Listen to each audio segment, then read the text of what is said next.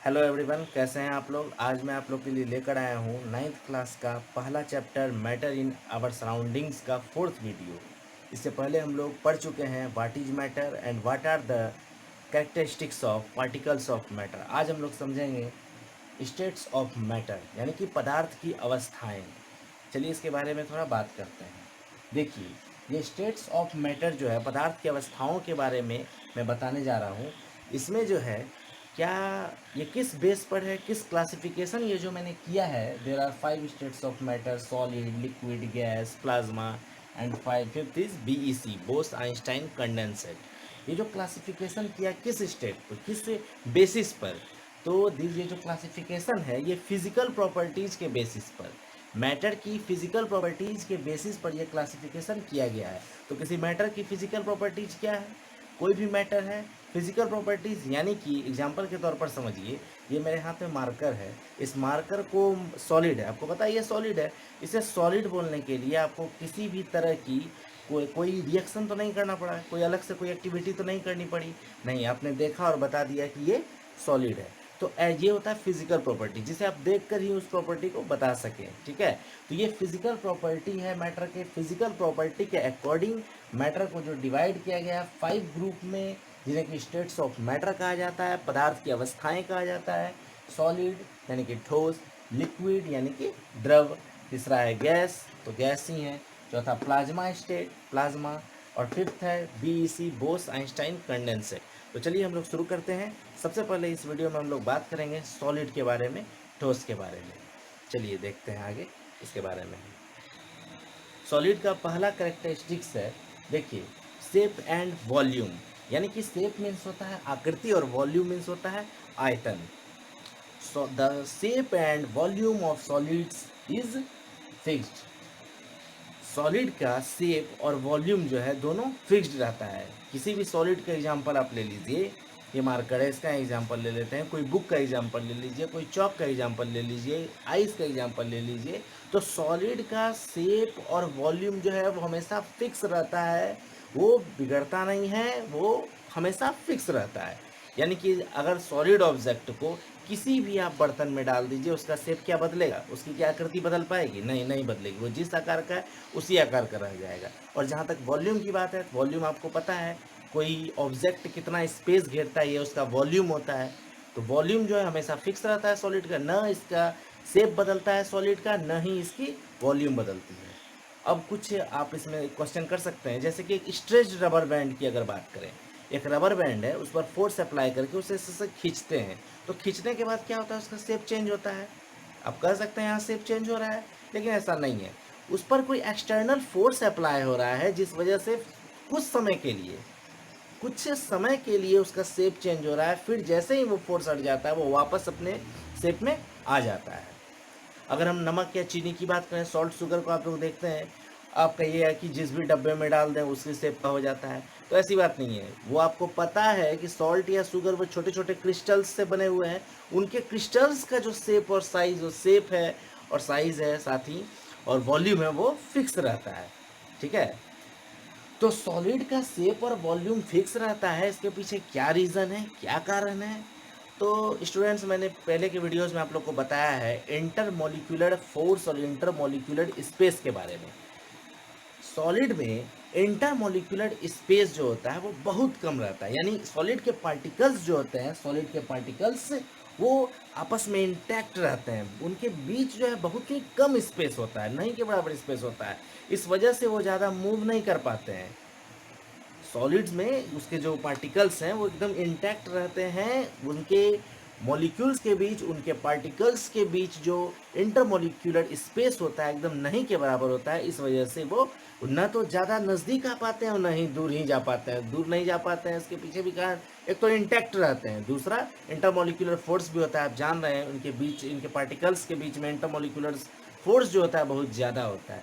ठीक है, और एक बात और, कि सॉलिड के पार्टिकल्स की जो काइनेटिक एनर्जी होती है वो कम होती है।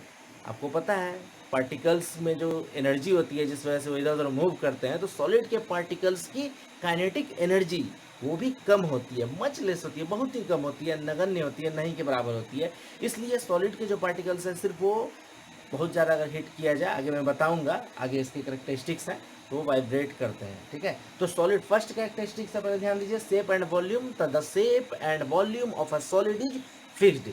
सॉलिड का शेप और वॉल्यूम फिक्स्ड रहता है।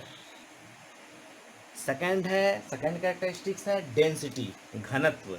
The density of the solid is high due to the strong molecular force. यानी कि सॉलिड की जो डेंसिटी होती है, घनत्व होती है, वो हाइयर होती है, अधिक होती है, बहुत अधिक होती है। क्यों? Due to the strong intermolecular force. आपको पता है इंटरमोलिकुलर फोर्स, इसके पार्टिकल्स जो आपस पूरी तरह से इंटैक्ट रहते हैं और इनके पार्टिकल्स के बीच इंटरमोलिकुलर फोर्स जो बहुत ही स्ट्रांग होता है। इस वजह से इनकी डेंसिटी जो होती है सॉलिड की हाइयर होती है। अब समझना कि डेंसिटी क्या है, इससे पहले भी मैंने बताया है। समझिए डेंसिटी क्या होती है। मास आपको पता है, density equals to mass upon volume. Density equals to, density means घनत्व, equals to mass upon volume. Mass means द्रव्यमान और वॉल्यूम मीन्स आयतन। यानी डेंसिटी क्या है, पर पर यूनिट वॉल्यूम के मास को ही डेंसिटी कहते हैं। पर यूनिट वॉल्यूम के द्रव्यमान को ही, मास को ही डेंसिटी कहा जाता है। नहीं समझे? चलिए समझते हैं। देखिए मास क्या होता है। देखिए ये मैंने दो बॉल लिया, ये दो बॉल में देखिए कि यह बताइए क्या ये दोनों बॉल का शेप एक समान है? यस, शेप एक समान है। पर क्या इन दोनों बॉल का मास क्या एक समान हो सकता है? क्या ये जरूरी है कि इन दोनों बॉल का मास जो है वो एक समान हो? नहीं, ऐसा कोई ज़रूरी नहीं है। तो मास रियल में क्या होता है, मास की अगर हम बात करें तो यह किसी इस बॉल में कितना अमाउंट में मैटर है, यह डिपेंड करता है इसका मास पर, ठीक है। यानी कि ये दो बॉल हैं, इन दो बॉल्स में से जिसमें अमाउंट ऑफ मैटर ज़्यादा होगा, जिसमें ज़्यादा भरा हुआ रहेगा, ठीक है, यानी कि अंदर के जो पार्टिकल ज़्यादा बड़े बड़े बड़े बड़े रहेंगे, अमाउंट ऑफ मैटर ज़्यादा होगा जिसमें, उसका मास ज़्यादा होगा। इन दोनों बॉल्स में जिसमें भी अमाउंट ऑफ मैटर अंदर, इसके अंदर में, ऐसे तो बाहर से दोनों एक समान लग रहे हैं, दोनों का शेप एक ही समान है। अगर इनका अमाउंट ऑफ मैटर ज़्यादा होगा, अंदर बड़े बड़े होंगे, यानी कि मास ज़्यादा होगा, तभी इनका मास ज़्यादा होगा, ठीक है। तो अब बताइए, और ये डेंसिटी, तो मास अगर ज़्यादा होगा तो ऑब्वियसली क्या होगी, डेंसिटी भी उसी से रिलेटेड है। कैसे? डेंसिटी इक्वल्स टू होती है मास अपॉन वॉल्यूम। यानी कि पर यूनिट वॉल्यूम में, पर इकाई आयतन में जो मास होता है, जो द्रव्यमान होता है, वही डेंसिटी होती है। यानी कि कोई और सॉलिड ऑब्जेक्ट जो होते हैं ये बहुत ज़्यादा डेंस होते हैं। अगर किसी ऑब्जेक्ट का मास अधिक होगा, इसका मतलब वो ऑब्जेक्ट बहुत ज़्यादा डेंस होंगे, ठीक है, बहुत ज़्यादा उसमें उनके बीच घनत्व होंगे, उनके जो पार्टिकल्स हैं वो पूरी तरह से क्लोजली पैक्ड होंगे। तो सॉलिड की डेंसिटी बहुत ज़्यादा होती है, और डेंसिटी को जो रिप्रेजेंट किया जाता है रॉ से, ये rho equals to mass upon volume, ठीक है। ये मास और ये डेंसिटी, मास और वॉल्यूम, ये तीनों एक दूसरे से, तीनों जो है पूरी तरह से रिलेट करते हैं, ठीक है। तो density equals to mass upon volume. किसी, ये दोनों बॉल्स हैं, इनमें आपको पता है, मान लीजिए एक बॉल का मास अधिक है तो मास अधिक है इसमें, यानी कि अमाउंट ऑफ मैटर ज़्यादा है।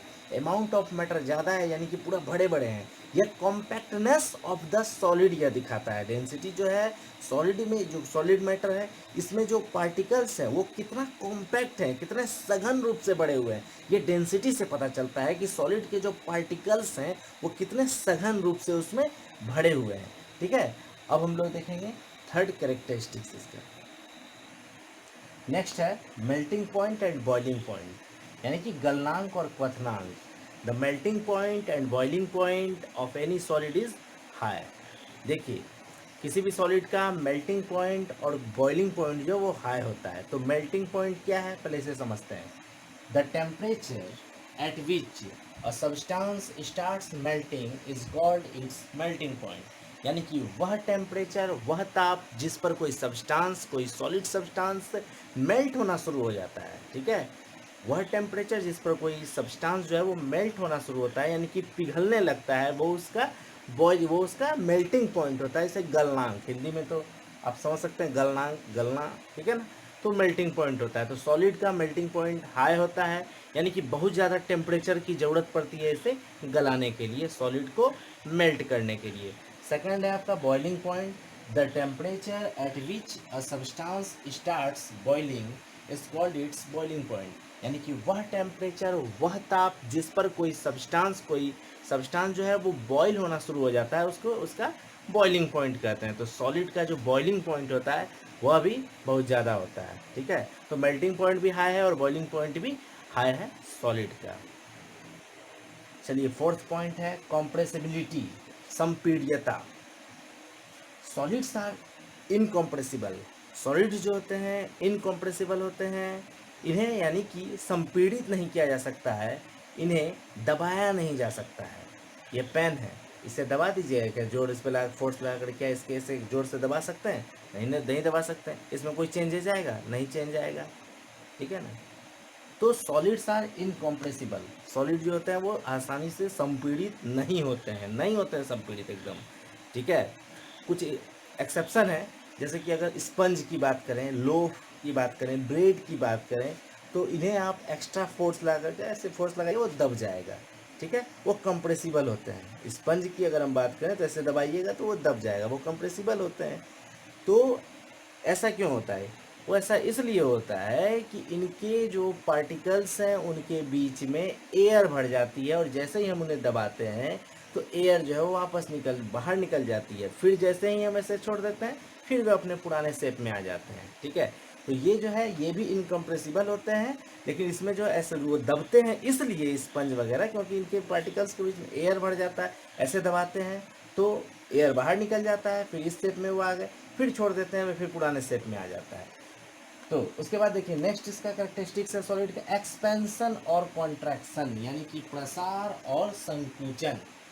देखिए सॉलिड्स एक्सपेंड और contract very little on heating और कूलिंग। यानी कि सॉलिड जो होते हैं जो बहुत ही कम एक्सपेंड होते हैं, यानी इनमें प्रसार बहुत कम होता है, और साथ ही इनमें कॉन्ट्रैक्शन यानी कि संकुचन यह भी बहुत कम होता है। अब बात आती है कि इनमें एक्सपेंशन कब होगा और कॉन्ट्रैक्शन कब होगा, इन्हें हम समझते हैं। देखिए सॉलिड को जैसे ही आप हीट दीजिएगा, गर्म कीजिएगा, तो सॉलिड के जो पार्टिकल्स हैं उनकी काइनेटिक एनर्जी बढ़ेगी। मैंने बताया पहले भी, तो काइनेटिक एनर्जी बढ़ेगी तो वो इधर उधर भागने के लिए करेंगे नहीं। किसी भी ऑब्जेक्ट को या किसी भी सब्सटेंस को आप गर्म कीजिएगा तो उनके पार्टिकल्स की जो काइनेटिक एनर्जी है वो बढ़ने लगती है। तो सॉलिड के पार्टिकल्स की भी जो काइनेटिक एनर्जी है वो बढ़ेगी। तो लेकिन बढ़ने के बावजूद उनके पार्टिकल्स की काइनेटिक एनर्जी बढ़ने के बावजूद इतनी अधिक नहीं हो पाती है कि वो अपने जगह को ही छोड़ दें। वो तेज़ी से वाइब्रेट करना शुरू कर देते हैं, अपने जगह पर ही तेज़ी से वाइब्रेट करते हैं। ठीक है, बहुत ही कम एक्सपेंशन, बहुत हीट होने पर बहुत ही कम अमाउंट में एक्सपेंशन होता है सॉलिड्स में। ठीक है, और ये जो आपका कॉन्ट्रैक्शन है, संकुचन है, संकुचन की बात करें तो ये संकुचन कब होता है? जब किसी सब्सटेंस को बहुत ही ज़्यादा यानी कूलिंग किया जाता है, ठंडा किया जाता है। हीटिंग कीजिएगा तो कॉन्ट्रैक्शन होगा, प्रसार होगा, और ये हीटिंग कीजिएगा तो एक्सपेंशन होगा, प्रसार होगा, और जब कूलिंग कीजिएगा तो वो कॉन्ट्रैक्शन होगा, संकुचन होगा। तो किसी सब्सटेंस सॉलिड्स को बहुत ठंडा कीजिए, फिर भी उनके पार्टिकल्स जो हैं उतने सिकुड़ नहीं पाते हैं, क्योंकि ऑलरेडी वो ऑटोमेटिक, आपको पता है उनके पार्टिकल्स के बीच जो मॉलिक्यूलर स्पेस है बहुत ही कम रहता है, तो वो कहाँ से और क्लोज आ पाएंगे। ठीक है, इसलिए कहा गया है, ये फिफ्थ पॉइंट मैंने लिखा है, सॉलिड्स एक्सपेंड और contract very little on heating और कूलिंग। ठीक है, उसके बाद देखिए 6 नंबर पॉइंट सब्लिमेशन, ऊर्ध्वपातन। देखिए कुछ ऐसे सॉलिड्स होते हैं जिनको आप हीट दीजिएगा ना, गर्म कीजिएगा ना, तो डायरेक्ट वो सॉलिड से गैसियस फॉर्म में कन्वर्ट हो जाएंगे। यानी सॉलिड है, सॉलिड से गैस में कन्वर्ट हो जाएंगे। तो बीच में कौन सा स्टेट है? बीच में लिक्विड स्टेट है। किसी भी ऑब्जेक्ट को हीट दीजिएगा तो वो सॉलिड से लिक्विड बनेगा, फिर लिक्विड से गैसियस फॉर्म में कन्वर्ट होगा। लेकिन कुछ ऐसे सॉलिड्स भी हैं जो डायरेक्ट सॉलिड से डायरेक्ट वो गैस फॉर्म में कन्वर्ट हो जाते हैं, वेपर बन जाते हैं, और फिर उस वेपर को कूल किया जाता है तो वो डायरेक्ट वो लिक्विड नहीं बनता है, वो डायरेक्ट सॉलिड में कन्वर्ट हो जाता है। ठीक है, तो इस प्रोसेस को क्या कहते हैं? सब्लिमेशन कहते हैं, हिंदी में से ऊर्ध्वपातन कहते हैं। देखिए the process by which a solid substance changes directly into its vapor is called sublimation।